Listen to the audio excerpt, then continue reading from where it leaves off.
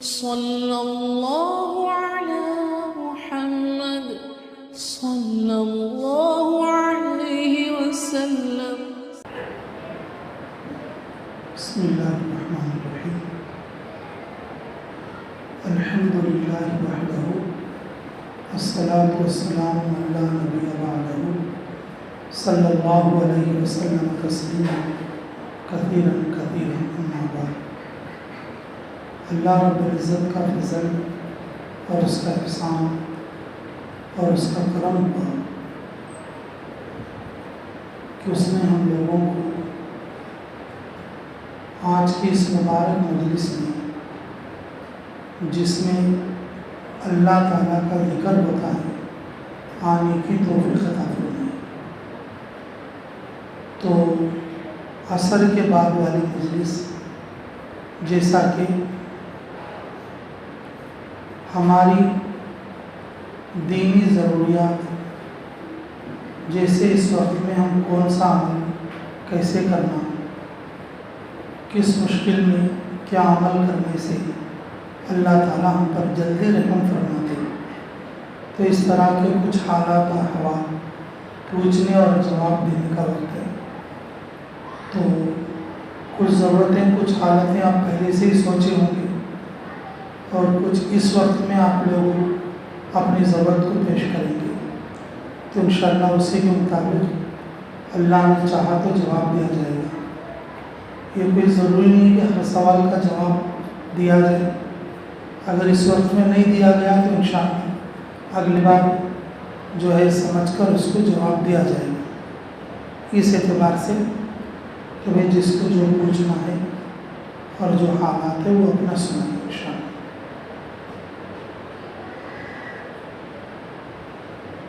کیونکہ عصر کی بعد والی مجلس میں ذکر سے پہلے کہ ہر آدمی کی روزمرہ کی دینی ضرورت میں جو چیزیں پیش آتی ہیں اور اس کا حل نکال لینا، اس تعلق سے بتاؤ میرے ساتھی۔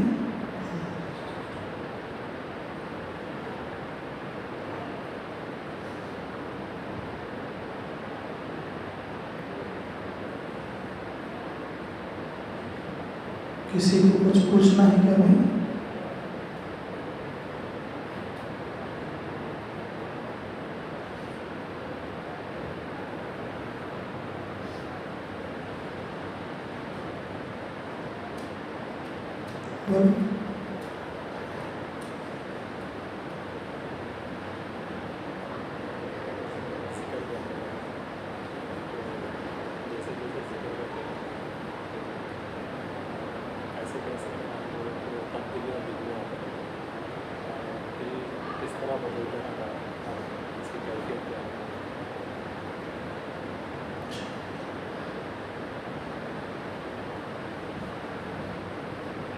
ذکر کرتے کرتے کس طرح سے ہمارے اوپر ذکر کا اثر ہوتا، کیفیات کیسے، دل کی کیفیت کیسے بدلتی۔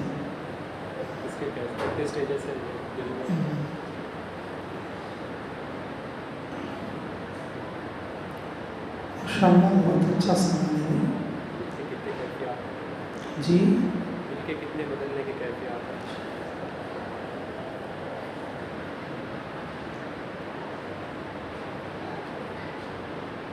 بہت اچھا سوال ہے، اللہ نے قدر کی توفیق نصیب فرمائے۔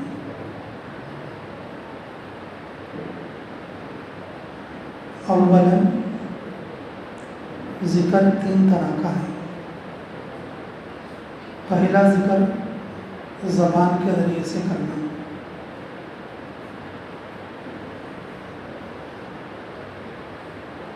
ذکر باللسان بولتے ہیں اس کو، اور دوسرا ذکر بالقلب، یعنی کہ دل سے ذکر کرنا، اس میں زبان کا کچھ کام نہیں ہے، صرف قلب سے اللہ تعالیٰ کا ذکر کرنا۔ جی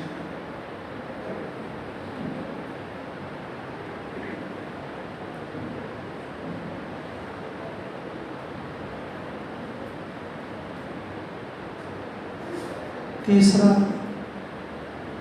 ذکر بالجوارح، بدن کے پورے اعضاء کے ذریعے سے ذکر کرنا، اللہ تعالیٰ کو یاد کرنا۔ زبان کا ذکر تو آپ سبھی کو معلوم ہے، سبحان اللہ کہنا، الحمدللہ کہنا، اللہ کا نام لینا، اللہ کی تعریف کرنا۔ گالی دینے کے موقع پر گالی نہ دینا، یہ بھی اللہ کا ذکر ہے۔ گالی دینے کے موقع پر گالی نہیں دینا، یہ بھی کیا ہے؟ اللہ تعالیٰ کا ذکر ہے۔ گویا کہ اس نے اللہ کو یاد رکھا تو اس نے گالی نہیں دی، یہ پلیس میں گالی دے سکتے تھے، دوسرا کوئی ہو تو گالی دے سکتا ہے، دوسرا کوئی ہو تو گالی دے سکتا ہے، لیکن ہم نے زبان کو روک لیا، یہ بھی کیا ہے؟ اللہ تعالیٰ کا ذکر ہے۔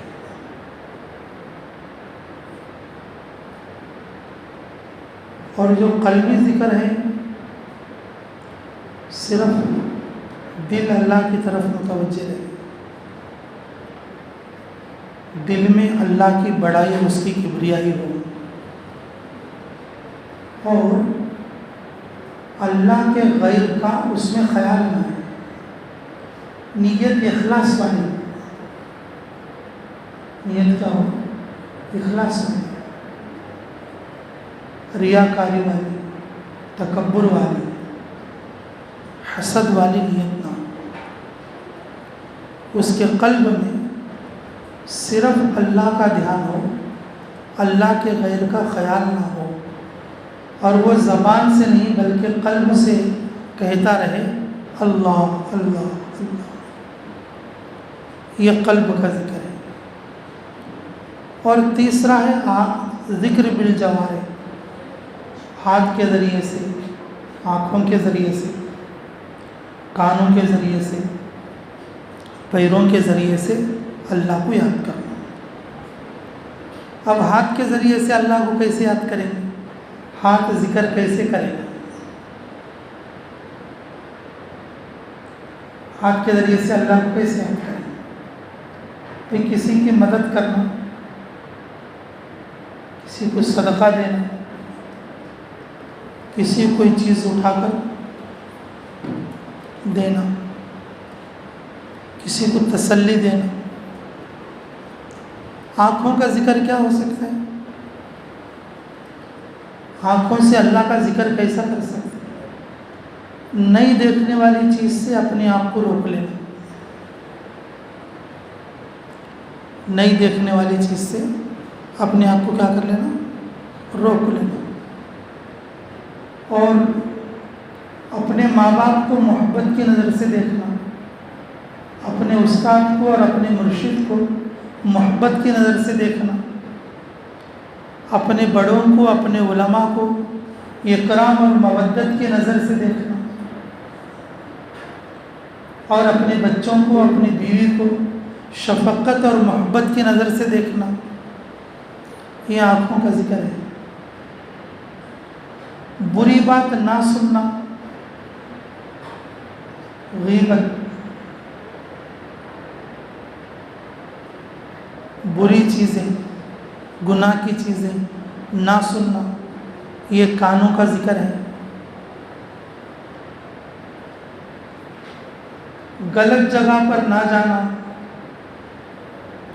اللہ کے راستے میں چلنا، مسجد کے لیے چلنا، حج کے لیے چلنا، حج کے لیے چلنا۔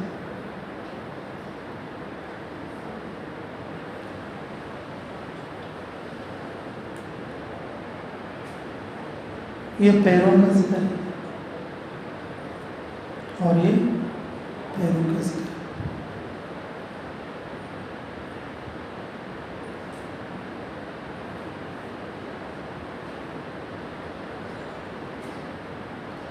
یہ اعضاء بالجوارح ہے، ھذا بالجوارح.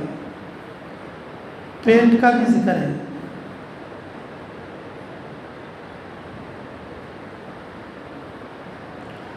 پیٹ میں حرام روزی نہ جانا، یہ پیٹ کا ذکر ہے.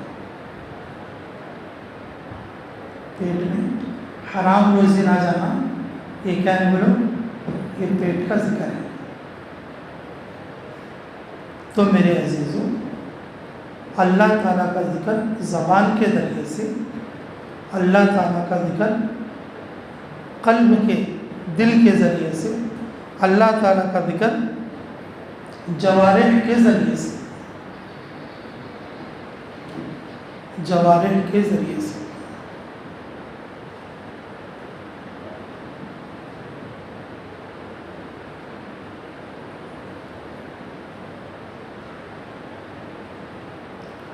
شیوخ جب سبق دیتے، شیوخ شیخ حضرات جب سبق دیتے تو سب سے پہلے زبان کو مکلف کرتے. تھانوی علیہ رحمہ کے پاس ایک ساتھی آیا کہ حضرت میں ذکر کرتا ہوں، میری زبان ذکر کرتی رہتی ہے، میرا خیال میرا دل دوسری طرف چلتا پھرتا رہتا ہے، دھیان اللہ کے ذکر میں نہیں چلتا. تو حضرت نے فرمایا زبان بھی اللہ کی مخلوق ہے اور دل بھی اللہ کی مخلوق ہے. اللہ نے زبان کو توفیق دیا ہے کہ وہ ذکر کرے، اور تھوڑے دن کے بعد پھر اللہ دل کو بھی توفیق دے گا کہ وہ اللہ کے ذکر میں مشغول ہو جائے. اللہ کے ذکر میں کیا ہو جائے؟ مشغول ہو جائے. تو میرے عزیزوں، شیوخ سب سے پہلے زبانی ذکر پر بندے کو مکلف کرتے ہیں کہ بھئی تم اتنی تسبیح پڑھو، دھیان جمانے کی کوشش کرو، صبح میں اتنی تسبیح پڑھو، شام میں اتنی تسبیح پڑھو. تو سب سے پہلے زبان اللہ کے ذکر سے مانوس ہو جائے، زبان اللہ کے ذکر سے.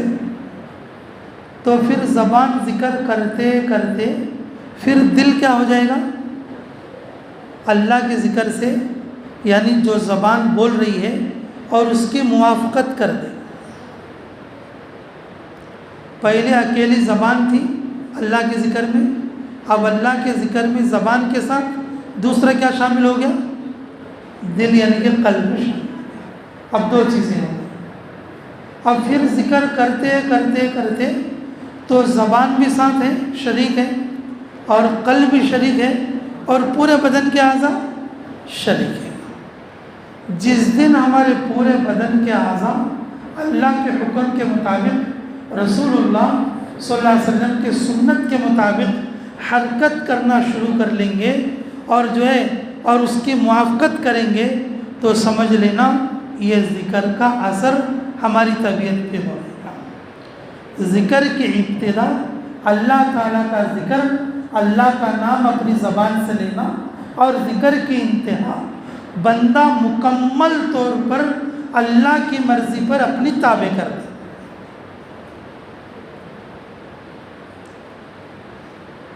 اب کیسے دکھے گا؟ اب تمہارے کو سمجھنا آسان ہوگا. اب ذکر کی 3 قسمیں ہو گئی، زبان، دل، پورے بدن کے اعضاء. اب میرے ذکر میں میرے باڈی کے کتنے پارٹس ہیں اللہ کے ذکر میں؟ اب ہر آدمی اپنے اعتبار سے سمجھ سکتا. زبان تو سبحان اللہ سبحان اللہ، وہ بیٹا بہت خراب ہے، بیٹا تکبیر آتا ہے، کیسا جھلتا آتا ہے تکبیر، سبحان اللہ سبحان اللہ سبحان اللہ، پورا گاؤں کا مال اسے چلا، سبحان اللہ سبحان اللہ سبحان اللہ سبحان اللہ. اب ذکر کتنا اثر کرتا ہے اس کے اوپر؟ زبان تو ہے ذکر میں، لیکن دل اور زبان اللہ کے ذکر کے ساتھ نہیں، اللہ کے ذکر کے ساتھ نہیں. مسجد میں بیٹھ کے تو ذکر کر رہے ہیں سبحان اللہ سبحان اللہ سبحان اللہ، اور گلی میں جا کے ارے بابو بچی بہت اچھی ہے، میں کر لینا سے اور چپ اچھے اسے کر لیا تو میری زندگی اچھی ہو جاتی. زبان کا ذکر تو ہے لیکن ہنکیاں کا نہیں.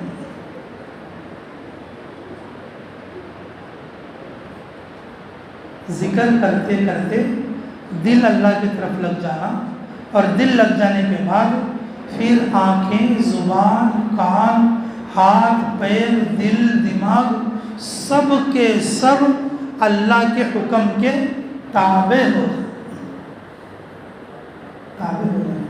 اور یہ ہو سکتا ہے، یہ ناممکن اور مشکل نہیں، یہ ہو سکتا ہے. یہ بھی ایک جہد ہے، یہ بھی ایک مشق ہے، یہ بھی کیا ہے بولو مشق ہے. اللہ میں لگ جانا، اللہ کے پسندیدہ چیزوں کو تلاش کرنا، اتباعی سنت والی زندگی کو تلاش کرنا. تو جو آدمی ذکر کرتا ہے، صبح شام کی تسبیح کرتا ہے، یہ جو خانقاہ میں حاضر ہوتا ہے اور خانقاہ کی تسبیح کرتا ہے اور صبح شام لا الہ الا اللہ کی تسبیح پڑھتا ہے، وہ اپنے اوپر غور کر لے کہ میری زبان شریک ہے، میرا دل کتنا شریک ہے. اچھا میرا دل شریک بھی ہے الحمدللہ، لیکن میری آنکھیں ہیں کیا، دن بھر کہاں کہاں دیکھ رہی ہیں، میرے کان ہیں کیا، دن بھر کیا سن رہی ہیں، میرے ہاتھ ہیں کیا، دن بھر کیا کرتے ہیں. اگر سوچ لے اس پر ذکر کا کتنا اثر ہو رہا ہے وہ سمجھ میں آ جائے. ذکر کا اثر اس پر کتنا ہو رہا ہے وہ سمجھ میں آ جائے. مقصد ذکر اللہ تعالیٰ کا دھیان پیدا کرنا. مقصد ذکر کیا ہے بولو، اللہ تعالیٰ کا دھیان پیدا کرنا. اور جتنا دھیان آدمی کے اندر آئے گا اور اتنا اس کے اعضاء ذکر کرنے لگے گا. اس اعتبار سے اپنے اوپر ہونے والے اثر کو ہم لوگ جانچ لے سکتی اور سمجھ لے سکتے. اور یہ ذکر اسی طریقے سے اب تھوڑے لوگ پابندی کرنے والے لوگ بھی رہتے. پہلے ذکر بھی کرتے تھے، جھوٹ بھی بولتے تھے، لیکن تھوڑا اللہ رسول کو پہچان کر تھوڑا جھوٹ بولنا کم کر دیے. تو پھر تھوڑے دن میں غلط دیکھنا بھی بند کر دیے، پھر تھوڑے دنوں میں غلط سننا بھی بند کر دیے، پھر تھوڑے دنوں میں غلط چلنا بھی بند کر دیے. یہ آہستہ آہستہ مکمل اللہ کی مرضی والی زندگی آ گئی.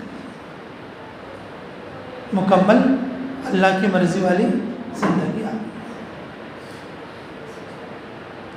آدمی یہ خود پہچان سکتا ہے کہ بھی زبان بھی اللہ کے ذکر میں اور قلب بھی اللہ کے ذکر میں، جوارح بھی اللہ کے ذکر میں.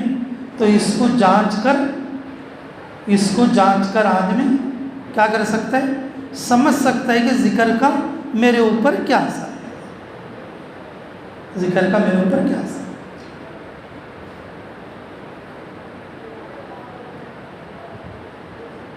سمجھ میں آئی بات؟ سمجھ میں آئی کیا بات؟ ذکر کا ہمارے اوپر کیسا اثر ہوتا ہے، ہمیں کیسا جانچ لینا چاہیے. تو ہم اپنے پورے بدن کی چیزوں کو دیکھ لیں کہ کون سی چیز کتنا اللہ کی یاد میں جڑی ہوئی. ہمارے اوپر ذکر کا، اللہ کے دین کا، اللہ کی کبریائی کا اتنا اثر ہمارے اوپر ہے.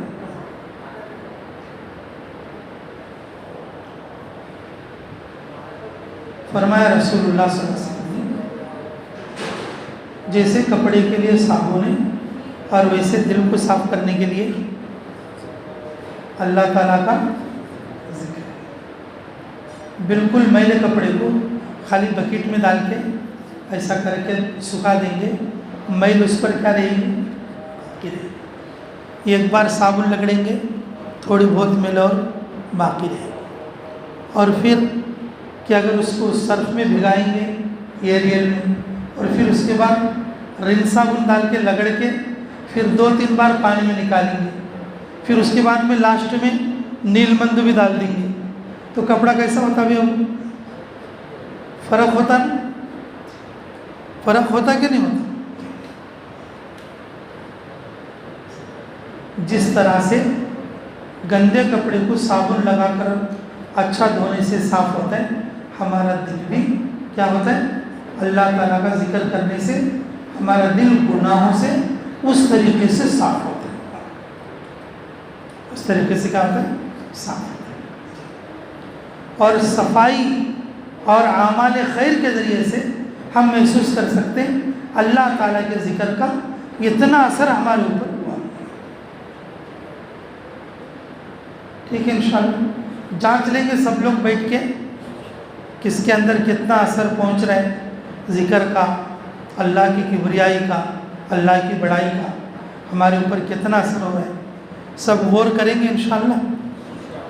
مراقبہ اسی لیے تو ہے، مراقبہ جو کرتے ہیں بھئی آنکھیں کیسی چل رہی ہیں، پیر کیسے چل رہے ہیں، ہاتھ کیسے چل رہے ہیں، مجھے کیسا بننا ہے، میں کیسا بنتا جا رہا ہوں، یہ ساری چیزیں اس میں بھی کبھی سوچ لیں، اس میں بھی کبھی سوچ لیں۔ ذکر کرتے کرتے اگر دل اللہ کے دھیان کے ساتھ جڑ گیا تو پھر فرشتے بستروں پر اس سے مسافہ کرنے لگے، فرشتے بستروں پر کیا کرنے لگیں گے؟ مسافہ کرنے۔ اللہ تعالیٰ یہ چیزیں ہمیں میسر ہو، یہ ذکر کا تو ہمارا ابتدائی سبق ہے، ابتدائی سبق ہے۔ اللہ ہمیں حقیقت اور انتہا تک پہنچنے کی توفیق نصیب فرمائے۔ اور بھی ادب کے بارے میں، جی مسجد کے ادب کے بارے میں، مسجد کا کیسا ادب کرنا ہے؟ مسجد کا کیسا ادب کرنا؟ بہت سارے لوگ آج کل بات کریں، موبائل میں بھی بات کر رہے ہیں، تو اس کا کیا گناہ ہے؟ اور قرآن کا ادب پر استادوں کا ادب کو انشاءاللہ۔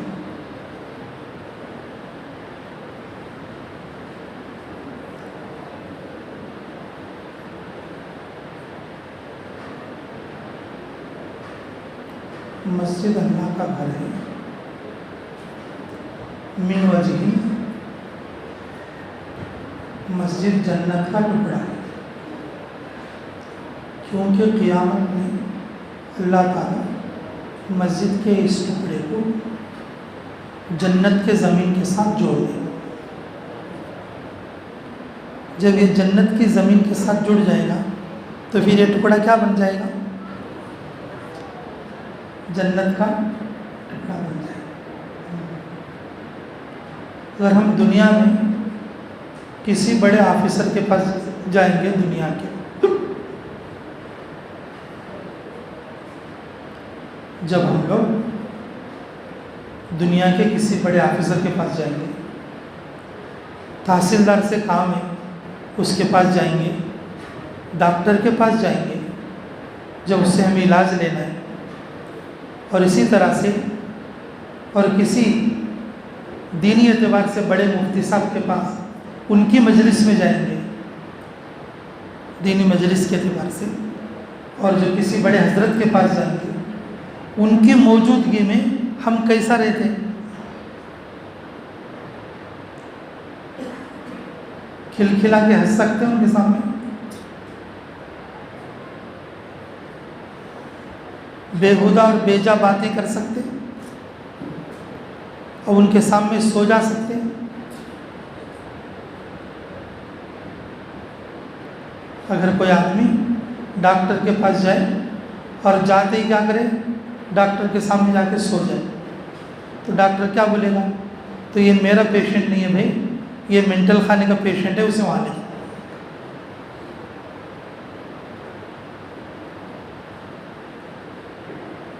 اگر کسی کلیکٹر کے پاس چلے جائیں اور کسی جو ہے سرکاری دفتر میں بڑے آدمی کے پاس چلے جائیں اور جا کے اس کے سامنے کھلکھلا کے ہنس کے بات کریں تو بولے گا اسے گیٹ آؤٹ کرو بھائی، اسے باہر نکالو پہلے، یہ دیوانے کو یہاں کہاں لے کر ہے۔ جب ہم کسی دفتر میں کسی مفتی صاحب کے یہاں کسی بزرگ یا حضرت کے یہاں جا کر بےہودہ بات نہیں کر سکتے، فضول بات نہیں کر سکتے، کھل کھلا کر ہنس نہیں سکتے، اور اس کے سامنے پیر کر کے بھی نہیں بیٹھ سکتے، بالکل ہاتھ باندھ کر اس کے سامنے بیٹھنا پڑتا ہے۔ اور مسجد کس کا گھر ہے بھائی؟ مسجد کس کا گھر ہے؟ جی۔ اب اللہ کے گھر میں کون رہتے ہیں؟ تو پھر اللہ کے سامنے آ کر کتنا ادب سے رہنا چاہیے؟ اللہ کے گھر میں آ کر کتنا ادب سے رہنا چاہیے؟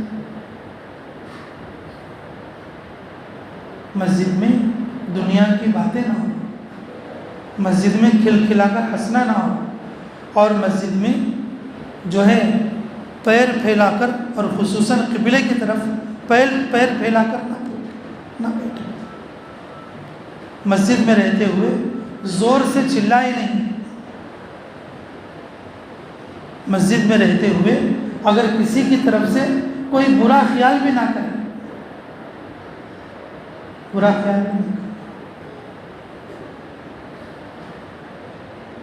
ہمارے امیر صاحب بتاتے تھے، اللہ ان کے قبر کو نور سے منور فرمائے، ہم مسجد میں مشورے میں بیٹھے ہوئے رہتے ہیں، مسجد میں مشورے میں بیٹھے ہوئے رہتے ہیں کہ مسجد میں مشورے میں کسی ساتھی کا ذکر آیا، انہوں نے کہا کہ اس کا بھی نام ہے، تو دوسرے آدمی نے کہا ارے اسے چھوڑو، نہیں نکلتا کبھی۔ کہ مشورے کے اندر بیٹھ کر کسی کے بارے میں اتنا کہہ دینا بھی یہ اس کی غیبت ہے، اور بلکہ مسجد میں بیٹھ کر وہ بڑا گناہ کرتا۔ اللہ کے گھر میں بیٹھا ہے، اللہ کے سامنے بیٹھا ہے، اللہ کی ذات سے اسے امید ہے، اور جو ہے یہ ہو سکتا ہے اس کے نیک امید لگانے سے اللہ اسے توفیق دے دے، اس کے نیک امید لگانے سے اللہ اسے کیا کر دے؟ توفیق دے دے۔ تو مسجد میں بیٹھے ہوئے کسی کی طرف سے بدگمانی بھی نہیں کرنا،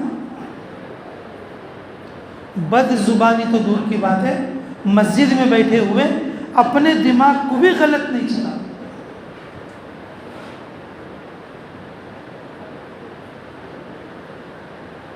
تو مسجد کا ادب ایسے کرنا، اور جیسا کہ ہم اللہ کے گھر میں اللہ کے پاس آئیں، جیسے ہم کسی کلکٹر کے پاس جائیں اس کے مقام پر کیسا اس کا ادب کرتے ہیں جی، اور جسے کسی بادشاہ کے پاس چلے جائیں جب وہ ہمارے سامنے موجود ہو ہم اس کا کیسا ادب کرتے ہیں، ہم کسی مفتی صاحب یا کسی حضرت کے پاس چلے جائیں جب وہ سامنے موجود ہو کیسے ہم اس کا ادب کرتے ہیں۔ تو میرے عزیزوں، احکم الحاکمین ہے، بادشاہوں کا بادشاہ ہے، تو پھر اللہ کا اور اللہ کے گھر کا کیسا ادب ہمارے دل میں ہونا چاہیے۔ دنیا والوں کی محنت یہی ہے کہ لوگوں کو مسجدوں کی اہمیت کو گھٹا دیں۔ بازار میں جتنی محنتیں ہو رہی ہیں لوگوں کو مسجدوں سے باہر کھینچنے کی محنت ہے۔ مولانا یوسف صاحب علیہ الرحمہ اور جو ہے کہ اپنی بات میں ارشاد فرماتے ہیں، اور ان کے بیانات میں بھی یہ چیز موجود ہے کہ حرم کے اطراف میں جتنی دکانیں، مسجد حرم میں مکہ میں جتنی دکانیں ہیں وہ سب دکانیں وہ حرم میں بیٹھنے والوں کو باہر بلانے کے لیے ہیں۔ مسجد کے باہر جتنی دکانیں ہیں، اب ہمارے کو حرم کا کیا، ہمارے امام حسین کا دیکھ لو، انہیں 2-4 آدمی کو ساتھ لے کے بیٹھتے ہو۔ ہماری محنت لوگوں کو اندر بلانے کی ہے، اور بازار والوں کی محنت کیا ہے؟ باہر کھینچنے کی ہے۔ حضرت فرماتے ہماری محنت لوگوں کو مسجد والا بنانے کی ہے، اور بازار والوں کی محنت لوگوں کو مسجد سے باہر کھینچنے کی ہے، لوگوں کو مسجد سے باہر کھینچنے کی۔ تو میرے عزیزوں، یہ جو محنت ہے ہماری لوگوں کو مسجد والا بنانے کی، اور جب آدمی مسجد میں آئے گا اللہ کے حضوری میں آئے گا، اللہ کو حاضر ناظر جانے گا۔ اللہ کو مفتی صاحب کے گھر میں گئے تو ادب کے ساتھ بیٹھتے بھی مفتی صاحب کا گھر، ڈاکٹر صاحب کے یہاں گئے تو ادب کے ساتھ بیٹھتے بھی ڈاکٹر صاحب، اور جو ہے ایم پی کے گھر چلے گئے بھائی ادب کے ساتھ بیٹھتے کہ ایم پی کا گھر ہے ہم سے کوئی بے ادبی نہ ہو جائے، اور کسی وزیر کے پاس جا کر بیٹھ جائیں، ارے بھائی یہ تو وزیر کا گھر ہے اور یہاں تو ادب سے رہنا ہے، اللہ کے گھر آنے کے بعد کوئی ادب نہیں۔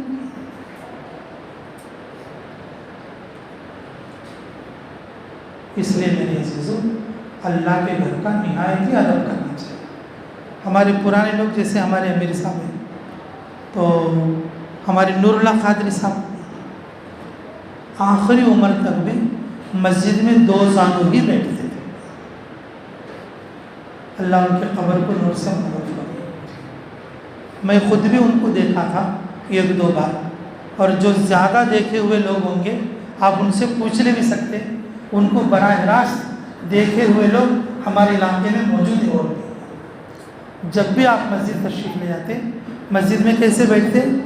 2 زانو بیٹھتے، ادب کے ساتھ بیٹھتے، اور بازو والے سے بھی اور بات چیت نہیں کرتے، سوائے خیر کی بات کی، سوائے خیر کی بات کی۔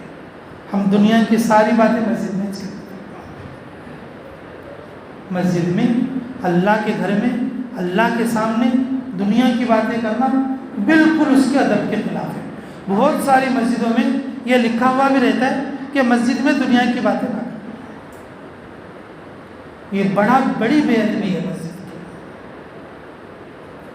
تو کوشش کرو گے انشاءاللہ؟ اور کوئی بات نہیں؟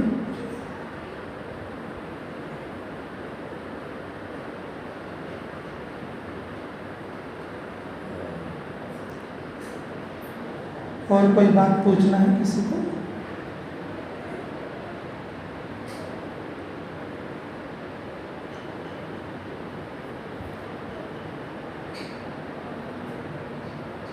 اچھا، آخری بات میری سنیے، اللہ میں عمل کی توفیق سے۔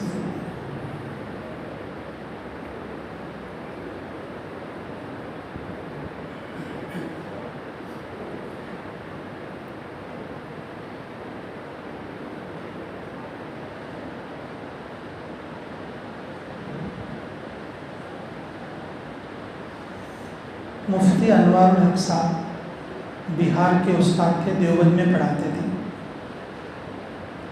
اللہ ان کے قبر کو بھی نور سے منور فرمائے۔ وہ سراجی پڑھاتے تھے۔ کیا پڑھاتے تھے؟ سراجی پڑھاتے تھے۔ سراجی جو کتاب ہے تو اس میں وراثت کے مسئلے تھے، یعنی کہ آستی پنپکالو ہوتے ہیں، آدمی مر جائے اور اس کی جو جائیداد ہے اس کو کیسا تقسیم کر لینا، اللہ تعالیٰ نے وہ حصے کس کو کتنا بانٹے، تو اس میں کچھ حساباں بھی رہتے، اس میں کیا رہتے؟ کچھ حساباں بھی رہتے۔ تو اس وقت میں تو حضرت کیا بولتے سبق پڑھانے کے بعد؟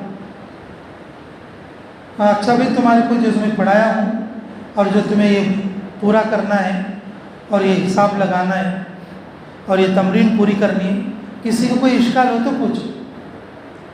تو اس میں 2-4 پوچھتے اور پھر بہت سارے لوگ خالی سنتے رہتے۔ تو حضرت کیا بولتے معلوم ہے بھائی، جو پوچھ رہے نا، جو پوچھ رہے اور وہی لوگ اپنی محنت سے اور اس کو سمجھ کر کرنے والے لوگ ہیں، جو نہیں پوچھنے والے لوگ ہیں وہ ایک دوسرے کی کاپی مارنے والے لوگ ہیں۔ کیا بولتے تھے؟ یہ جو پوچھ رہے ہیں نا، یہ محنت سے اس مسئلے کو اور اس تمرین کو حل کرنے والے لوگ ہیں، اور جو نہیں پوچھنے والے لوگ ہیں نا، وہ کیا کریں گے؟ سمجھ میں آئے تو لکھ دیں گے، نہیں بولے تو نہیں بھی لکھیں گے، اگر لکھیں گے وہ تو کیا کریں گے؟ کاپی مار کے لکھیں گے۔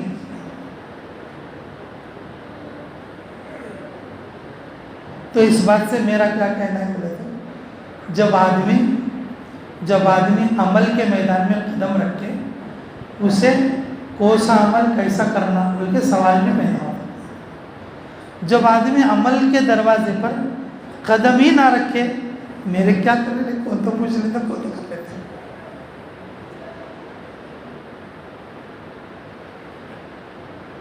میرے کاموں میں کر لینا، وہ سب میرے سے کہا ہوتا ہے۔ اس لیے اس کے ذہن میں وہ کوئی بات پوچھنا بول کے بھی نہیں. بعض موقع پر کیا بولتے ہیں ہمارے کیا معلوم بول کے. اگر ہم کسی کو پوچھتے ارے بھائی تو نے تیرے بہن کا حصہ دیا کیا؟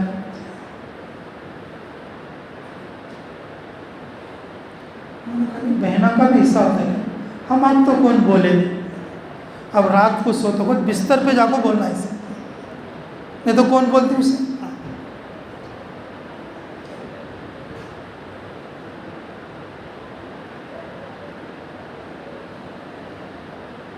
ہمارے ایک ساتھی تھے ہماری نورانی مسجد مرکز کی. عصر کی نماز کے بعد بیٹھے ایسے ہی اور عصر کی نماز میں ہی پڑھایا تھا. 2-4 آدمی ایسے بیٹھے تو بولے کہ بھائی یہ ہم عصر کے بعد بیٹھے نا ابھی دعا ہوئی اس سے پہلے تم کیا پڑھے؟ بولے میں کیا بھی نہیں پڑھا. بولے میں کیا بھی نہیں پڑھا. تو پھر کیا کرے بیٹھ کو؟ نہیں تمہیں دعا کب کراتی وہ انتظار کرتا تھا ہوتا نہیں. تمہارے دماغ میں خیال آیا نہیں فجر کے بعد عصر کے بعد امام صاحب کئی دیر میں دعا کراتی اور ظہر میں مغرب میں عشاء میں کئی جلدی کراتی. ان کو تمہارے دماغ میں خیال آیا نہیں معمول سے عصر کے بعد کیا کام نہیں ایسا نہیں بیٹھتی ہوں کو بولنے میں.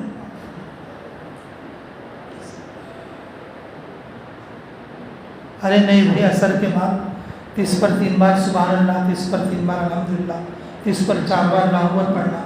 فجر کے بعد بھی ایسا پڑھنا اور عصر کے بعد بھی ایسا پڑھنا. یہ اہتمام کی وجہ سے امام صاحب ایسا کرتے ہیں. دوسری نمازوں میں بھی پڑھنا لیکن اپنے اعتبار سے پڑھنا. فجر اور عصر میں امام صاحب خود بیٹھ کے اور جو ہے کہ انتظار کرا کے وقت دیتے تاکہ ساتھیوں سے وہ چیز نہ چھوٹے. بولتے کیا بولتے ہیں مجھے کوئی آ کے بتایا اس نے.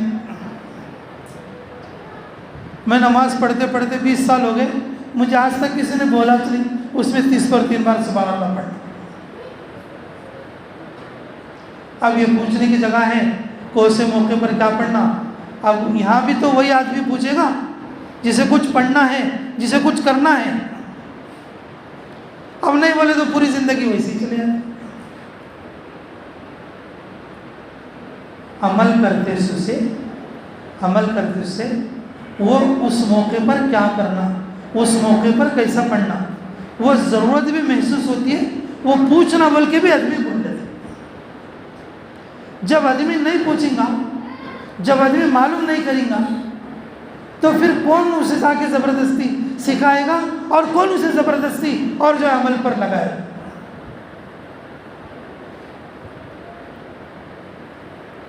اس لیے میرے عزیزوں کہ سب سے بڑی چیز ہے ہمارے دل میں ضرورت کا احساس بھی ہونا. کیا ہونا؟ یہ چیز میں سیکھنا یہ چیز سمجھنا یہ چیز عمل کرنا. اس طرح سے بہت ساری چیزیں رہتے کہ آدمی غفلت میں وہ چیزوں کو چھوڑ دیتا ہے. بہت ساری چیزیں اس کو معلوم نہیں رہتی. بہت سارے نمازی ہمارے ساتھ جماعت میں آتے ہیں اور جیسے 3 دن میں اور چلے میں جیسے ہم لوگ جاتے تو کہ 20 سال کے نمازی 30 سال کے نمازی 40 سال کے نمازی ان کو دعائے قنوت بول کے بھی معلوم نہیں. اس کا نام دعائے قنوت پڑھنا بول کے بھی معلوم نہیں. ایسے بھی نمازی میرے عزیزوں ضرورت کا احساس بھی اس وقت میں ہوگا جب آدمی کچھ کرنا چاہے گا. تو کیا چاہے گا؟ کچھ کرنا چاہے گا تو اس کو ضرورت کا احساس بھی ہوگا. اسی کے لیے ساری محنتیں ہیں. اللہ تعالیٰ ہمیں کہنے اور سننے سے زیادہ عمل کی توفیق نصیب فرمائے. اور آدمی روزمرہ کی زندگی میں جو عمل رہتے اور جو آدمی حالات میں رہتے کہ اس کو کس عمل کے ذریعے سے سہارا لے کر ہمیں آگے نکلنا. ہم نے ہر چیز کا ایک ہی سہارا سمجھ لیا کہ اگر ہمارے کو مین کیا ہے کہ پیسے ہونا. پیسے ہیں تو سارے کام کرتے. ہر ایک کی نظر جو ہے مال اور دولت پر پڑی. لیکن میرے عزیزوں یہ جو محنت ہے، یہ جو محنت اللہ کے نام، اللہ کے ذکر سے، مسنون دعاؤں سے اور اعمال خیر سے، ہماری نماز اور ہمارے کلمے سے اللہ ہمارے کام بنائے. جب ہم اپنی ضروریات کو پوچھیں گے اور جب اس پر عمل کریں گے، پھر اس پر مشق کریں گے، اللہ ہمارے یقین کو مضبوط کرنے کے لیے پھر ہمارے کاموں کو عمل سے ہوتا ہوا ہمیں دکھا دیں گے. تو کوشش کرو گے انشاءاللہ. ہاں پھر سوال کرو گے تو پھر تمہیں ایسے ویسے سوال کریں گے. عیسیٰ علیہ السلام جب آتے نا آخری دنیا میں، جی اس وقت میں کتنے کپڑے پہن لے آتی، وہ سا رنگ کا ڈریس ڈال لے آتی، وہ ڈریس کتنے میٹر کا ہے وہ پوچھے کریں.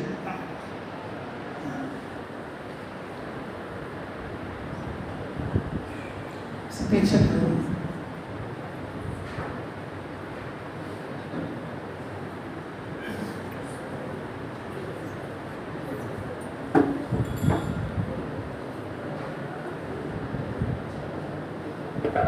آگے امام صاحب ادھر آئے.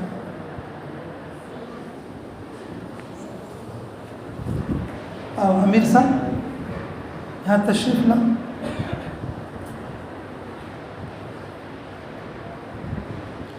معمول کے مطابق انشاءاللہ 2-4 تسبیح پڑھی جائیں گی.